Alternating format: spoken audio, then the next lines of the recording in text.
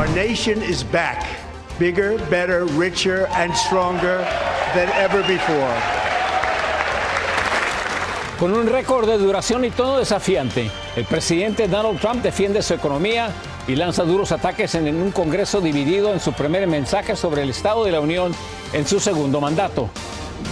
Un nuevo frente contra la inmigración irregular. La Casa Blanca analiza obligar a los bancos a recopilar datos de ciudadanía de millones de clientes, incluyendo quienes ya tienen cuentas activas. Un respiro legal para miles de migrantes. Un tribunal de apelaciones ordena reconsiderar decisiones que frenaron ajustes de estatus migratorio. Le explicamos quiénes son los principales beneficiados.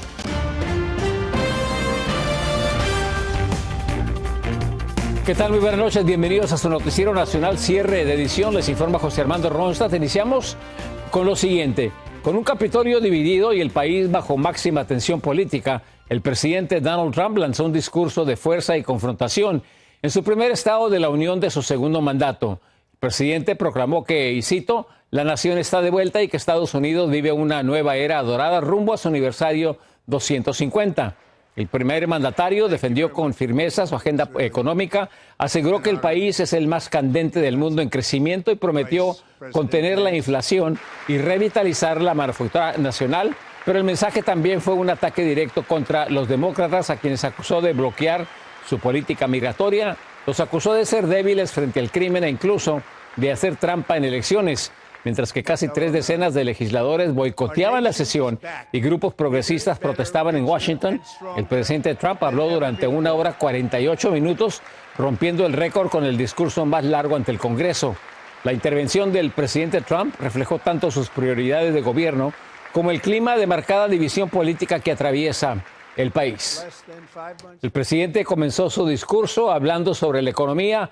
Enfatizó los grandes logros que considera ha obtenido en lo que va de su gestión, uno de los puntos cruciales con el que busca convencer a la ciudadanía de que está realizando un muy buen trabajo cuando se acercan las elecciones de noviembre. The Biden administration and its allies in Congress gave us the worst inflation in the history of our country. But in 12 months, my administration has driven core inflation down to the lowest level in more than 5 years. And in the last 3 months of 2025, it was down to 1.7%. El mandatario también resaltó los esfuerzos de su administración en asegurar la frontera sur, al afirmar que ha frenado totalmente el flujo de migrantes indocumentados y también por haber reducido el flujo de letal fentanilo. After 4 years in which millions and millions of illegal aliens poured across our borders, totally unvetted and unchecked, we now have the strongest and most secure border in American history by far.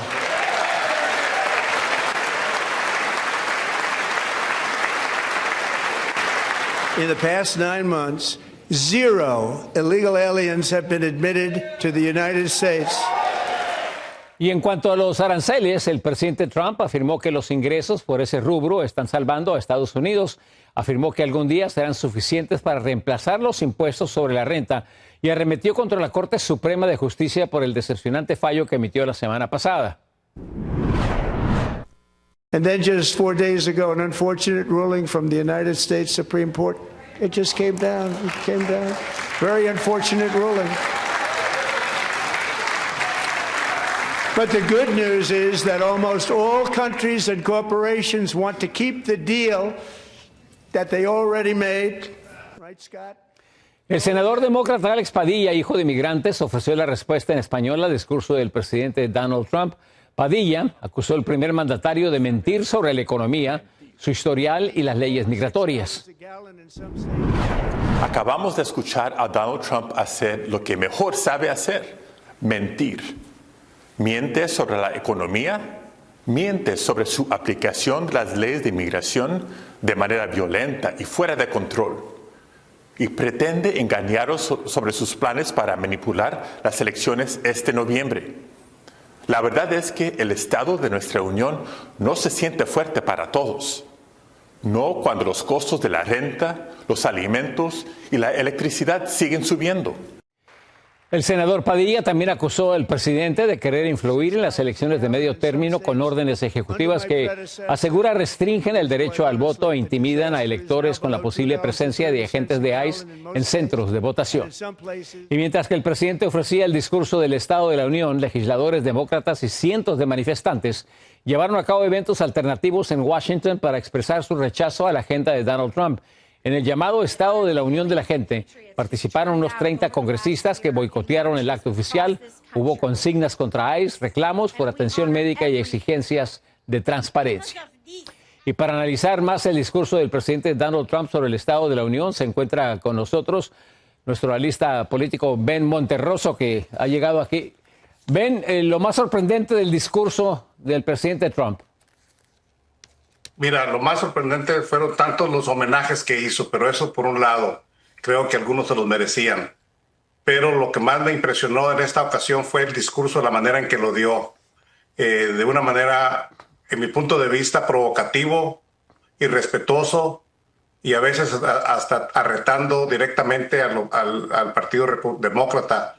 Y yo creo que eso le quita, para mi punto de vista, lo que normalmente esperamos en un anuncio de la nación, que para mí tiene que ser un informe. Obviamente estamos acostumbrados al discurso político y mostrar la visión para el futuro, pero no la vi la visión para el futuro, ni tampoco vi que el reporte que nos dio era exagerado, borderline, como le digo yo, cerca de la mentira. El tema de que habló de la economía, en su mente cree él que todos estamos bien, pero los que estamos yendo al supermercado y mirando los costos de vida, el costo de la renta, y tú lo decías en tu monólogo, también el costo de la energía eléctrica. Así es de que para mí fue un discurso con falta de visión, por decirlo de alguna manera, y de tratar de incluir a todos por igual. ¿Cuál es tu reacción cuando habla de la frontera, la seguridad de la frontera, pero habla también de la exigencia de que para poder votar se tenga que enseñar prueba de ciudadanía de este país? ¿Cómo afecta esto a gran parte de la población votante? Mira, ya existen las maneras de votar y asegurarse de que los que están votando somos gente que tenemos el derecho a votar y estamos elegibles para votar. Está tratando de arreglar un problema que no existe. No se ha comprobado nunca en este momento que ninguna elección haya sido perdida porque votó gente que no debería de haber votado. Que hay sus glitches, eso sí, pero está tratando de arreglar un problema que no existe. Y lo que creo que está haciendo es poner en duda las elecciones que vienen porque sabe que no va a ganar.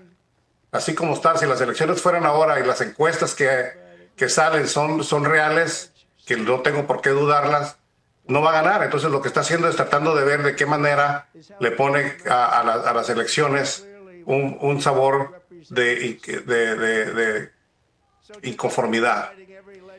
Ben, para el gran número de latinos que votaron por Donald Trump, ¿cómo crees tú que van a tomar el mensaje el día de hoy? Bueno, yo esperaría que no solo el mensaje del día de hoy, yo pienso de que todas las acciones que ha venido haciendo el presidente, primeramente dijo que la economía se iba a arreglar y no se ha arreglado, ni siquiera habla de eso, que el costo de la vivienda iba a ser mejor y no se trata de eso, que la gente que iba a deportar iba a ser aquellos criminales que eran indocumentados y eso no se sabe, que se sabe claramente de que el 70% de las personas que están siendo detenidas no tienen ningún cargo criminal y un 20% tienen cargos menores. Yo pienso de que los que votaron por él, votaron porque creyeron que iba a mejorar la economía. Y como te lo he dicho en algunas otras ocasiones, yo muchas veces pienso que el voto latino, desafortunadamente, no somos un voto racional, sino un voto emocional. Estamos cansados también de que el Partido Republicano nos ataque, pero también no estamos contentos que el Partido Demócrata no cumpla sus promesas cuando quedan en el poder. Bueno, mucho de lo que está en juego son las elecciones intermedias, que es lo que tú bien has subrayado. ¿Encontraste esto algo positivo en términos de lo que pronunció el presidente el día de hoy? No en lo que pronunció, lo único que podría decir a tu audiencia es de que tenemos la oportunidad de elegir 425 congresistas, 33 senadores y 39 gobernadores en diferentes estados de los Estados Unidos. Así es que el poder de elegir está en nuestras manos para que podamos elegir candidatos que verdaderamente representen nuestros intereses y nuestra comunidad. Ben Monterroso, muchas gracias, muy buenas noches. Muchas gracias. Tenemos una pausa comercial, regresamos con mucha más información a cierre de edición. Los bancos y sus clientes estarían en la mira de la estrategia migratoria de la Casa Blanca. Y renace la ilusión de miles de migrantes para convertirse en residentes permanentes. Los detalles al regresar.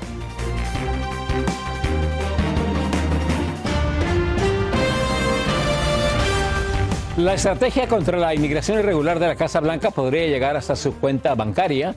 El gobierno estudia emitir una orden ejecutiva que obligaría a las instituciones financieras a verificar el estatus de ciudadanía de sus clientes nuevos y actuales. Rubén Pereira, desde Phoenix, Arizona, nos tiene el reporte y las reacciones. Según un reporte publicado por The Wall Street Journal, la Casa Blanca analiza una posible orden ejecutiva que obligaría a los bancos a recopilar información sobre el estatus de ciudadanía de todos sus clientes, como parte del endurecimiento migratorio. La propuesta que se discute dentro del Departamento del Tesoro podría requerir que las instituciones financieras pidan documentos adicionales como pasaportes, tanto a nuevos clientes como a quienes ya tienen cuentas abiertas. Actualmente, los bancos verifican identidad para prevenir lavado de dinero, pero no están obligados a recopilar información específica sobre ciudadanía, ni existe una prohibición para que no ciudadanos tengan cuentas en Estados Unidos. Están nerviosos porque una de las preguntas que me han hecho a mí, que si llegara a pasar esa ley, esa propuesta, que si el dinero se los iban a quitar o qué pasaría con el dinero de ellos. Expertos advierten que más allá del impacto migratorio, la medida podría tener consecuencias económicas amplias si parte de la población deja de utilizar el sistema bancario por temor o falta de documentos, aumentaría la economía informal y disminuiría el flujo de capital dentro del sistema financiero. Todo eso que depende de un sistema financiero va a haber una caída, va a haber una reducción de flujos que se va a ver reflejado como menos dinero para préstamos, menos dinero para inversión y menos solvencia a nivel país. Y mientras el debate continúa en Washington sobre esta posible medida, para muchos el impacto no sería teórico, sino inmediato en su vida diaria. A mí me afectaría porque no voy a poder usar unas tiendas donde solamente aceptan tarjeta. Y pues a veces yo digo que cuando usas el banco es más rápido. La Casa Blanca ha señalado que cualquier información sobre políticas no anunciadas es especulación y que ninguna decisión está tomada hasta que el presidente la haga oficial. De concretarse, sería la primera vez que el sistema bancario estadounidense tendría que recopilar de manera sistemática el estatus de ciudadanía de millones de clientes, una medida que podría transformar la relación entre inmigración y el sistema financiero en el país. Se va a volver una economía informal de papel, dinero, abajo de la mesa. Rubén Pereira, Noticias Estrella TV. El Servicio de Impuestos Internos, el IRS, podría compartir datos de los contribuyentes con ICE y el Departamento de Seguridad Nacional. Ese fue el fallo que emitió hoy una corte de apelaciones que fue celebrada por la fiscal general Pam Bondi. Calificó la decisión del tribunal como, y cito, una victoria crucial para la agenda del presidente Donald Trump para hacer que Estados Unidos vuelva a ser seguro. Y una decisión de la Corte de Apelaciones podría cambiar el panorama migratorio para cientos de miles de extranjeros en Estados Unidos. El tribunal pidió reexaminar casos de personas liberadas con el formulario 1-220A, lo que podría abrir la puerta a la residencia permanente. Anthony Belchi, desde Florida, nos explica quiénes podían verse beneficiados.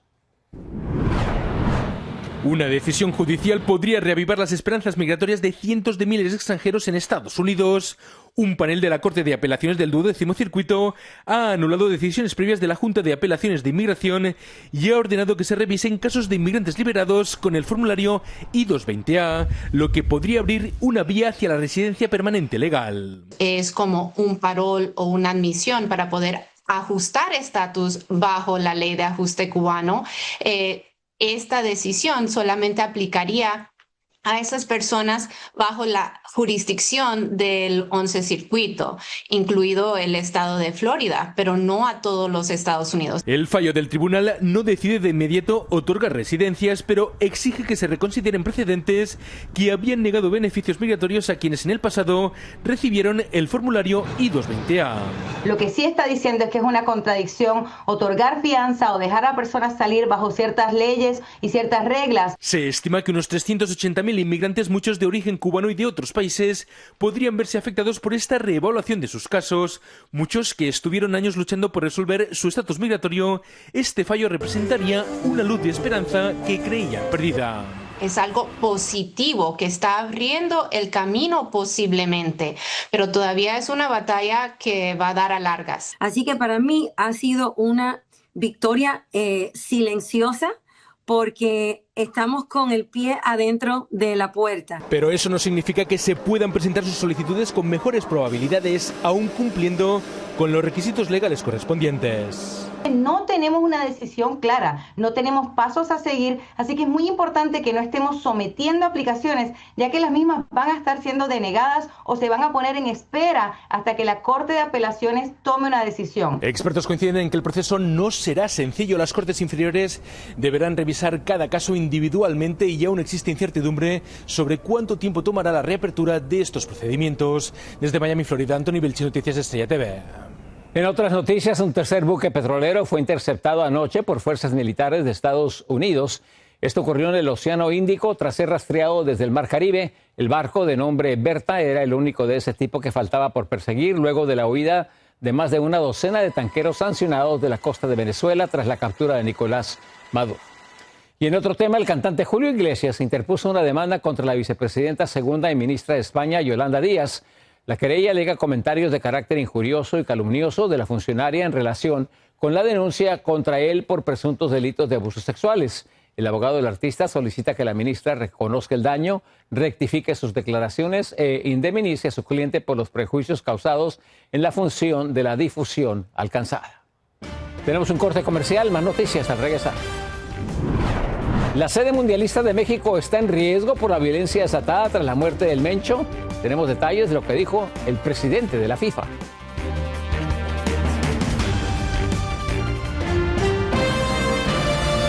El hombre más buscado por México y Estados Unidos, Nemesio Ceguera Cervantes el Mencho, vivía escondido en una lujosa cabaña en el turístico pueblo de Tapalpa, que fue escenario de su batalla final. El diario mexicano El Universal tuvo acceso al lugar y compartió con nuestro corresponsal Víctor Blázquez lo que encontró dentro de la guardia del Gran Capo.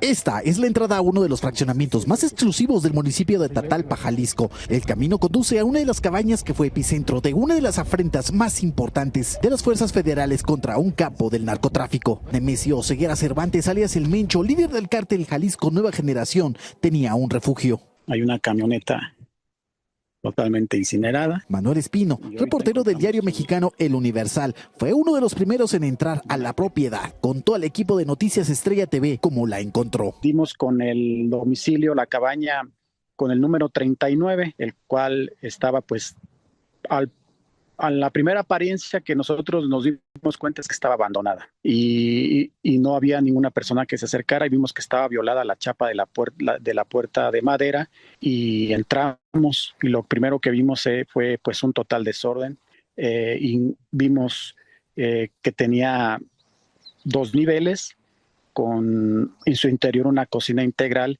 donde había bastante comida. Reportes de inteligencia advertían que el Mencho sufría de insuficiencia renal crónica. Las medicinas ahí estaban.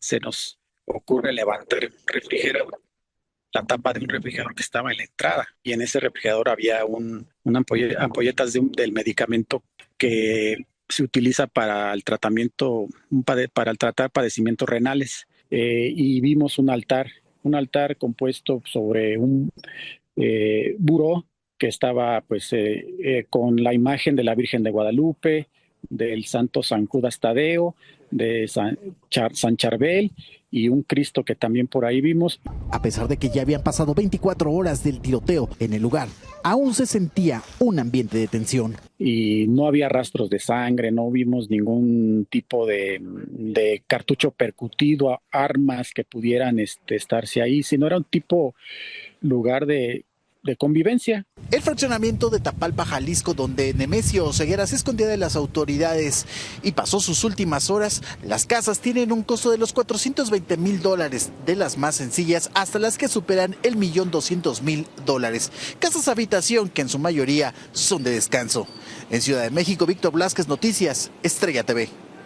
Al presidente de la FIFA no le preocupa la violencia que se desató en México tras la muerte del capo del narcotraficante El Mencho.